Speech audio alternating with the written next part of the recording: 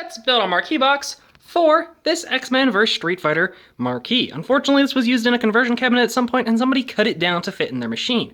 So, unfortunately, this cannot be used in an original cabinet. So, we can make it into a marquee box, though. And if you're wondering why you put it in a box instead of just hanging on the wall, the box makes it so you can have light behind it, so it'll light up, which makes it look way cooler. And we're actually going to be building this out of, well, some reclaimed pallet wood. I don't think I probably could do this out of 2, but some of the ends are split, so I think we'll grab 3 just to be safe. And I'm liking these 3 right here in the middle. They seem to be in the best condition. Alright, I didn't grab the ones I thought I was gonna grab, but I got them off. They're nailed on a lot better than I expected. Now let's grab the measurements of the marquee, making sure to leave room for cutting the groove in the board. So we want the boards to be cut a little bit smaller than this. My goodness, working on my car. But this, fuck, what am I talking about? Alright, we got all 4 pieces all cut up, so let's cut the groove in it, because I don't want to spin the handle on my table saw a whole bunch to get it to this angle, and then spin it all the way back to get it flat. So let's just put the groove in it first. The groove, we're just going to use the table saw with the blade down really low, just cut our groove, and then we'll move this over a few times until we get the groove cut to the width that we need. Now we have a groove cut on both sides of every piece that fits the marquee perfectly. So now we just got to tilt this blade and cut the corners. And with all of the angles cut, now we can see if this thing actually fits together before we go any further to make sure we cut that groove deep enough. Okay, that's much better. Now everything fits. So now it's time to finish this thing.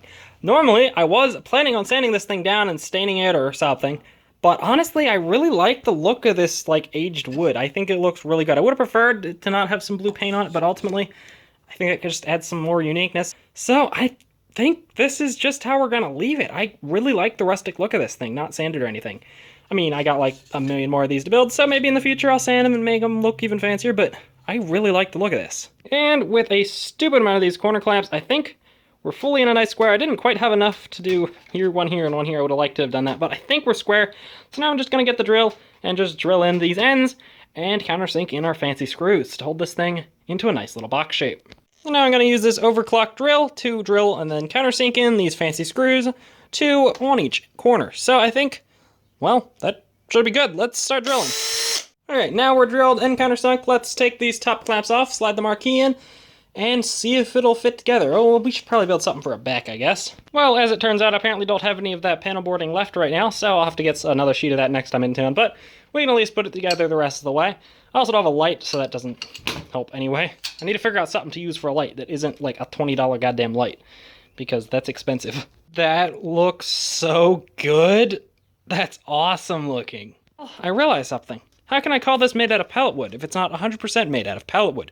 So let's get some pallet wood and figure out what we can do to make a back panel. Alright, now I have some more pallet boards, and I think I'm going to try and make these thinner. And to do that, we're going to use this, which is a surface planer.